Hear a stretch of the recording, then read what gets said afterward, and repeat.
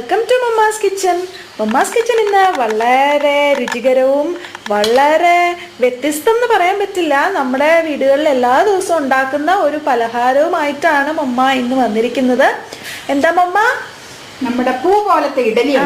മമ്മയുടെ special ഡിഷായ പൂ പോലത്തെ soft ആയിട്ടുള്ള ഇഡലി ആയിട്ടാണ് മമ്മ ഇന്ന് വന്നിരിക്കുന്നത്. അപ്പൊ നമുക്ക് റെസിപ്പി കാണാം. നമ്മൾ ഇഡലിക്ക് വേണ്ടി ഈ ഗ്ലാസ്സിന് ഒരു ഗ്ലാസ് വടിച്ച് പച്ചരി, സൂപ്പർ ഫൈൻ പച്ചരിയാണ് കേട്ടോ. ഇതാ സൂപ്പർ മാർക്കറ്റിൽ നിന്ന് മേടിക്കുന്ന ഏറ്റവും റേറ്റ് കൂടിയ പച്ചരിയാണ്. ഒട്ടും പശപ്പുണ്ടാവില്ല ഈ അരിക്ക്. അത് ഒരു ഗ്ലാസ് വടിച്ചെടുക്കണം. ഒരു ഗ്ലാസ് വടിച്ചെടുക്കുവാണെങ്കിൽ ഏത് ഗ്ലാസ്സിനാണെങ്കിലും ആ ഗ്ലാസ്സോ കപ്പോ ഏതാണെന്ന് വെച്ചാൽ അത് എടുക്കണേ ആ അളവ് പാത്രത്തിൻ്റെ ഒരു ബൗളാണ് എടുക്കണമെങ്കിൽ ഹാഫ് ബൗള് ഉഴുന്ന് ചേർക്കും നമ്മൾ. അപ്പം അതാണ് നമ്മുടെ കോമ്പിനേഷൻ. ഏതളവ് കപ്പാണെങ്കിൽ കപ്പ്, ഗ്ലാസ് ആണെങ്കിൽ ഗ്ലാസ്. ഇതിപ്പോൾ ഇതിനൊരു ഗ്ലാസ് അരി പച്ചരി കേട്ടോ. അത് നമ്മൾ കുതിർത്താനായിട്ടുള്ള പച്ചരി ഒരു 3-4 ട്രിപ്പ് കഴുകി വൃത്തിയാക്കുക. എന്നിട്ട് കഴുകി വൃത്തിയാക്കി പച്ചരി ഒരു പാത്രത്തിലേക്കിട്ട് നെകക്കെ നല്ല വെള്ളം ഉപയോഗിച്ച് കുതിർത്താനായിട്ട് വെക്കുക. കുതിർന്നതിന് ശേഷം ഇതേ വെള്ളം തന്നെ ഉപയോഗിച്ചിട്ടാണ് അരയ്ക്കാനും എടുക്കുന്നത്. രാത്രിയിൽ നമ്മൾ വെള്ളത്തിലിട്ടാൽ രാവിലെ അരയ്ക്കാൻ പറ്റുള്ളൂ. രാവിലെ വെള്ളത്തിലിട്ടാൽ വൈകിട്ട് അരച്ച് വെക്കാം. എത്ര മണിക്കൂർ? ഏകദേശം 6 മണിക്കൂർ കഷ്ടി മതിയാവും. കൂടുതൽ സമയം കിടന്നു കഴിഞ്ഞാൽ അത് ഈ അരിയെല്ലാം ഇങ്ങനെ ഒരു സുഖാവില്ല, പൊടിഞ്ഞൊക്കെ പോകും. അത് 6 മണിക്കൂറാണ് മിനിമം. ഇനി നമുക്ക് നമ്മൾ ഉഴുന്നും എടുക്കുന്നത് ഫൈൻ ഉഴുന്നാണ് കേട്ടോ. പൂ പോലത്തെ സോഫ്റ്റ് ആയിട്ടുള്ള ഇഡലിയാണ് കേട്ടോ. ഞാൻ ഈ ഇഡലിയൊക്കെ ഒരു പ്ലേറ്റ് കുത്തിയിരുന്ന് കഴിക്കാറുണ്ട്. അത്രയും സ്പെഷ്യലാണ് മമ്മയുടെ ഇഡലി. അപ്പൊ എല്ലാവരും ശ്രദ്ധിച്ച് നോക്കുക, ട്രൈ ചെയ്യുക. അത്രയും സൂപ്പർ ടേസ്റ്റ് ആണ് കേട്ടോ. അതെന്താണെന്ന് വെച്ചാൽ അരി ഉഴുന്നും ഫൈനാണ് നമ്മൾ വാങ്ങിക്കുന്നത്. അതുകൊണ്ടാണ് ഏറ്റവും ഫൈനായിട്ടുള്ള ക്വാളിറ്റി ഉഴുന്നും അരിയും അവിടെ യൂസ് ചെയ്യണം. അതിൻ്റെയാണ് ആ ഇഡലി നല്ലതാവണതിൻ്റെ ഒരു കാരണം. ഇത് അര ഗ്ലാസ് ഉഴുന്ന്, ആ ഉഴുന്നിൻ്റെ കൂടെ ഒരു 1/4 ടീസ്പൂൺ വേണ്ടി വരും ഉലുവ. ഞാൻ കാണിച്ചു തരാം എടുക്കണം. ഉലുവ ഇത് ഇത്രയും ഉലുവ എടുക്കണം. അതെന്തിനാന്ന് വെച്ച് കഴിഞ്ഞാൽ പുളിപ്പിനും ടേസ്റ്റിനും വേണ്ടിയാണ്. സാധാരണ ഉലുവ കറിക്കെടുക്കണം. ആ ഉലുവ അതിലേക്കിട്ട് അത് ഉഴുന്നും ഉലുവയും 2-3 ട്രിപ്പ് നല്ല വെള്ളത്തിൽ കഴുകിയതിന് ശേഷം അത് കുതിർത്താനായിട്ട് നെകക്ക വെള്ളം ഒഴിച്ചിട്ട് വെക്കണം. അരിയും ഉഴുന്നും മിനിമം 6 മണിക്കൂറെങ്കിലും കുതിർത്താനായിട്ട് വെക്കണം. അല്ലാന്നുണ്ടെങ്കിൽ മാവ് പുളിക്കില്ല. ഉഴുന്നൊരു 2 ട്രിപ്പൊക്കെ കഴുകിയാൽ മതിയാകും. എന്നാൽ അരിയാകട്ടെ ഒരു 3-4 ട്രിപ്പൊക്കെ കഴുകിയതിന് ശേഷം വേണം കുതിർത്താനായിട്ട് വെക്കാൻ. എന്നാൽ അരയ്ക്കാൻ എടുക്കുമ്പോഴോ ഇത് കുതിർത്തിയ അതേ വെള്ളം തന്നെ വേണം അരയ്ക്കാനും എടുക്കാൻ. ഇനി നമ്മളിതേ ചോറ് എടുക്കുന്നത് ഈ സ്പൂണിന് 2 സ്പൂൺ കൂമ്പന് ചോറ് ഇതിന് ചേർക്കണം. ഈ ഒരു ഗ്ലാസ് അരിയും 1/2 ഗ്ലാസ് ഉഴുന്നും എടുക്കണതിന്. സാധാരണ ഊണ് കഴിക്കുന്ന ചോറ്. പിന്നെ അരയ്ക്കുന്ന സമയത്ത് കുതിർത്തിയ അരിയും ഉഴുന്നും ഒരുമിച്ച് ചേർത്തിട്ട് വേണം അരയ്ക്കാനായിട്ട്. ആദ്യം ഉഴുന്നു കുതിർത്തിയ വെള്ളം മുഴുവനായിട്ടും ഉപയോഗിക്കുക. അതിനുശേഷം ആവശ്യാനുസരണം അരി കുതിർത്ത വെള്ളം ഉപയോഗിക്കാം. അരയ്ക്കുമ്പോൾ ഇതിന് 2 സ്പൂൺ കൂമ്പന് ചോറും ചേർത്തോളണം. എന്നിട്ട് നമ്മൾ ഉപ്പും ചേർത്ത് കുഴച്ച് വെച്ച് കഴിഞ്ഞാൽ ഈ മിക്സ് കുഴച്ച് വെച്ച് കഴിഞ്ഞാൽ ഒരു 6-7 മണിക്കൂർ വരുമ്പോഴത്തേക്ക് നന്നായിട്ട് നുരങ്ങി വരും. അത് നമുക്ക് നാളെ കാണിക്കാം ഇതിൽ എടുക്കുമ്പോൾ. അപ്പം നുരങ്ങി വന്നു കഴിയുമ്പോൾ ചുട്ടെടുക്കുക.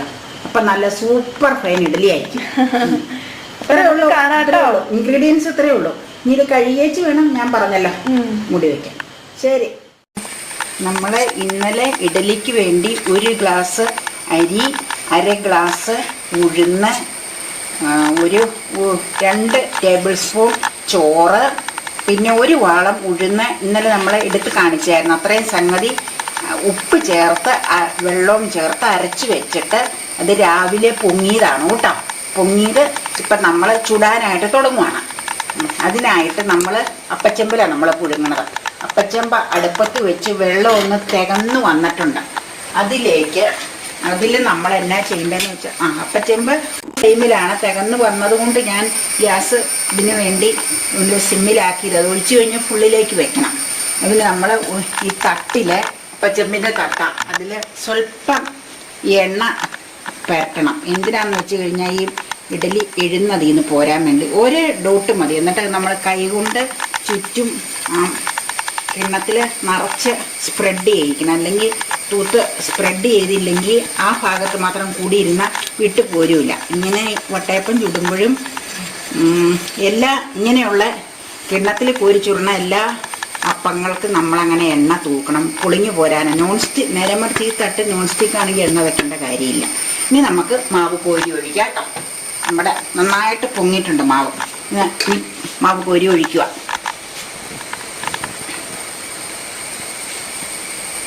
ഒരു ഇതിന് പാകാം നമുക്ക് കയ്യിലും ഇതും.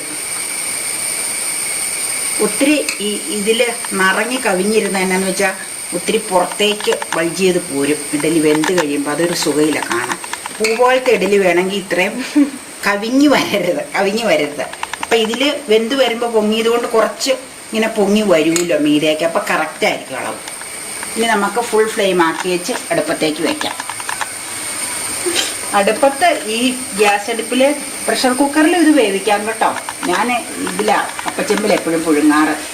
ഇതിൽ അപ്പച്ചെമ്പിൽ വെക്കുവാണെങ്കിൽ ഒരു 10 മിനിറ്റ് മതി. ഇന്നത്തേക്കും വേവാവും. ഇനി നമുക്കത് അടപ്പ് കൊണ്ട് അടച്ചു വെക്കാം. എന്നിട്ട് എടുക്കണത് വെന്ത് ഫുൾ ഫ്ലെയിമിലേക്കാക്കി വെന്ത് കഴിയുമ്പോൾ നമുക്ക് ഇത് ഓഫ് ചെയ്ത് എടുക്കണത് കാണിക്കാം.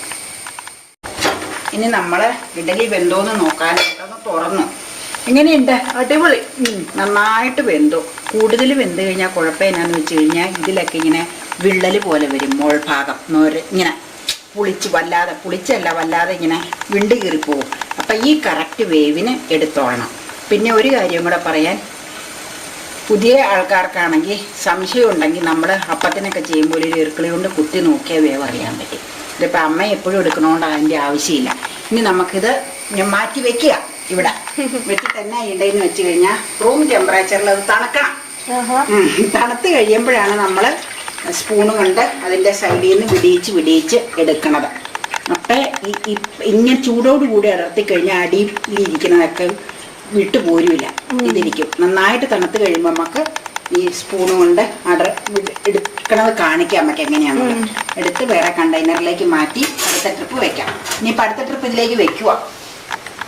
അപ്പൊ വെള്ളം ഒഴിച്ച എന്തിനാ? വെള്ളം ഒഴിച്ചത് അപ്പച്ചെമ്പിൽ വെള്ളം ഒഴിച്ചാണ് നമ്മൾ അടുപ്പത്ത് വെക്കണത്. അപ്പോൾ ഓരോ പ്രാവശ്യവും വെള്ളം വാങ്ങിക്കഴിയുമ്പോൾ വെള്ളത്തിന്റെ ക്വാണ്ടിറ്റി കുറയും അതിൽ.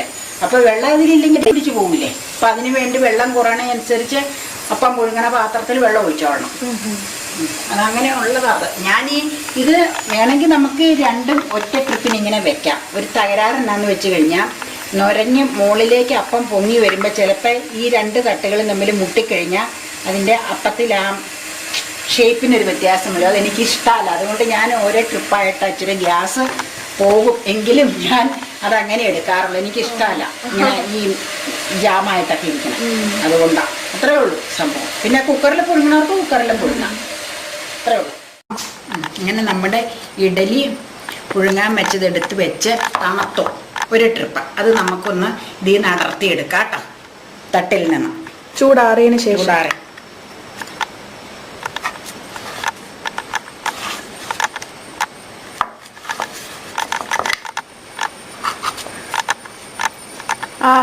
പിടിക്ക.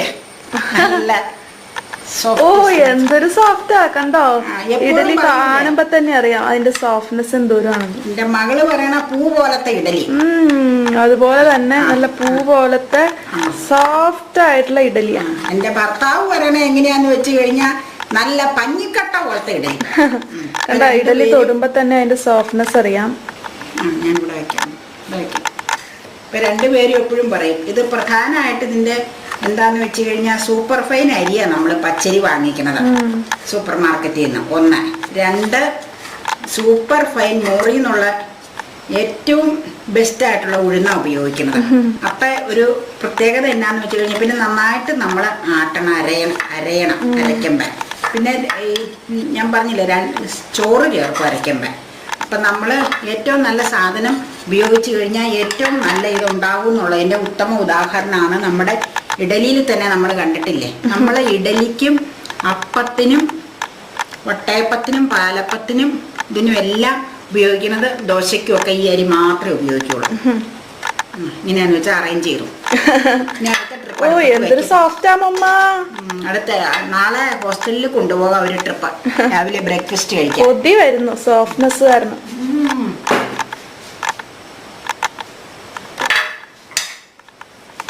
ഇനി അടുത്ത ട്രിപ്പ് അടുപ്പത്തേക്ക് വെക്കാം.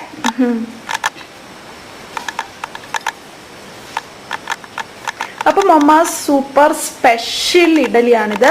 എല്ലാവരും ട്രൈ ചെയ്ത് നോക്കുക കേട്ടോ. അത്രയും ടേസ്റ്റി ആയിട്ടുള്ള പൂ പോലെ മൃദുലമായിട്ടുള്ള ഇഡലിയാണ്. അത് പറയാതിരിക്കാൻ വയ്യ കേട്ടോ.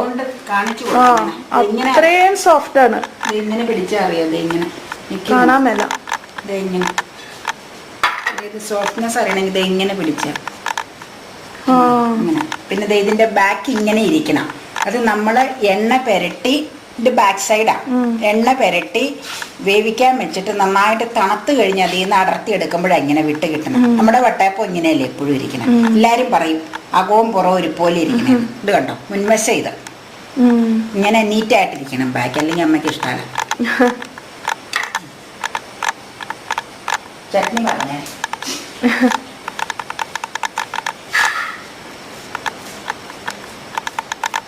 ഓ എന്തൊരു സോഫ്റ്റാ. അങ്ങനെ നമ്മുടെ മമ്മ സ്പെഷ്യൽ പൂ പോലത്തെ ഇഡലി ഇവിടെ റെഡി ആയി കഴിഞ്ഞു. എല്ലാവർക്കും ഇഷ്ടമായി എന്ന് വിചാരിക്കുന്നു. ഇഷ്ടമായെങ്കിൽ ഇപ്പൊ തന്നെ ലൈക്ക് ചെയ്യാം. ഇഡലിയും ഒപ്പം തന്നെ മുളക് ചമ്മന്തിയും തേങ്ങാ ചമ്മന്തിയും ഇവിടെ മമ്മ റെഡി ആക്കിയിട്ടുണ്ട്. ഉണ്ടോ, ഇഡലി നല്ല സൂപ്പർ സ്പെഷ്യൽ ഇഡലിയാണ്. എല്ലാവരും ട്രൈ ചെയ്യുക. വളരെ ഈസി ആയിട്ട് ഇത്രയും രുചികരമായിട്ട് ഇഡലി നമുക്ക് ഉണ്ടാക്കിയെടുക്കാം. അപ്പോൾ അതിൻ്റെ ടിപ്സാണ് നമ്മൾ ഈ ചാനലിൽ, നമ്മൾ ഈ വീഡിയോയിൽ ഇന്ന് പറഞ്ഞിരിക്കുന്നത്. അപ്പോൾ എല്ലാവരും ട്രൈ ചെയ്യുക. എല്ലാവർക്കും ഇഷ്ടമായി എന്ന് തന്നെ വിചാരിക്കുന്നു. സബ്സ്ക്രൈബ് ചെയ്യുക. അപ്പോൾ ഫാമിലിക്ക്, ഫ്രണ്ട്സിന്, റിലേറ്റീവ്സിന് എല്ലാവർക്കും ഷെയർ ചെയ്ത് കൊടുക്കുക. അവരോട് സബ്സ്ക്രൈബ് ചെയ്യാൻ പറയുക. സോ മറ്റൊരു ബ്യൂട്ടിഫുൾ ഡിഷായിട്ട് നമുക്കിനി വീണ്ടും കാണാം. അതുവരേക്കും ടേക്ക് കെയർ. Bye bye. എടുക്കാത്ത ചൂടോട് കൂടി അപ്പൊ ഞാനിത് കഴിക്കാൻ പോവാട്ടാ. ചൂടിടലി. കൈ കൊള്ളണം. Bye bye. See U.